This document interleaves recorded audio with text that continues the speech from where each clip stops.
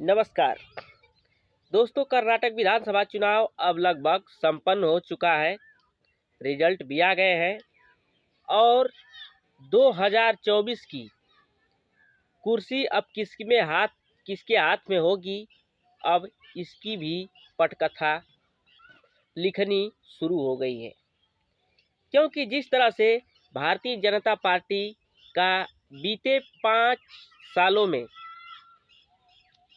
कई राज्यों में सरकार चली गई, कई राज्यों में उसका जनाधार कम हुआ और तमाम ऐसी करप्ट एजेंसियां जो लगातार सरकार के इशारे पर विपक्ष को कमज़ोर करने पर लगी हुई थी, अब उन्हें भी समझ में आ गया होगा।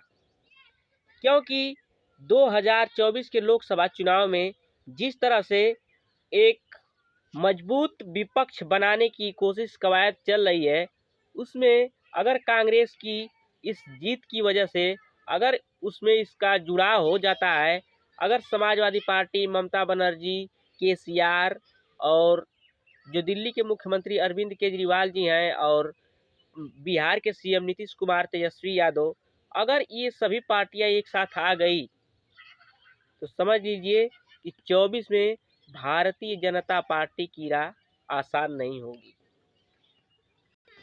ऐसा मैं इसलिए कह रहा हूं कि 2024 की जो रण है वो 2019 से ही लिखी जा रही है।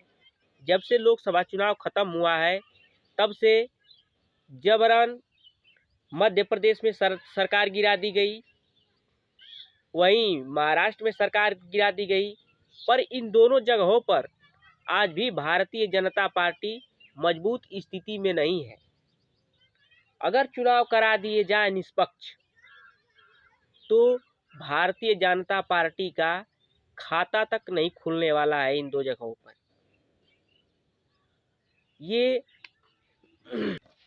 क्योंकि बीते दिनों कुछ समय से जिस तरह से महाराष्ट्र में सीएम और सीएम की कुर्सी के लिए जिस तरह से उठापटक चल रहा है, इससे ये साफ तौर पे जाहिर होता है कि महाराष्ट्र में भी मजबूत स्थिति में कोई सरकार नहीं है।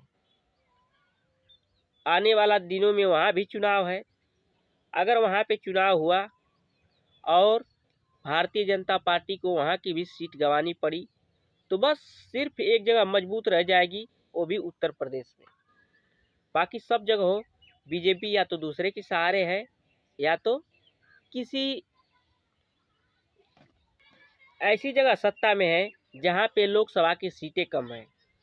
ऐसे में अगर उत्तर प्रदेश में इनका समीकरण फेल हुआ तो इनका 24 में जाना सफाया तय है। क्योंकि लगातार जिस तरह से विपक्ष अपना काम कर रहा है, अभी बीते दिनों बिहार के सीएम नीतीश कुमार अखिलेश यादव से मुलाकात किए, ममता बनर्जी से मुलाकात किए, कुछ दिन पहले केसीआर राव साहब से भी मुलाकात किए थे। इन सभी मुलाकातों का बहुत मायने होता है,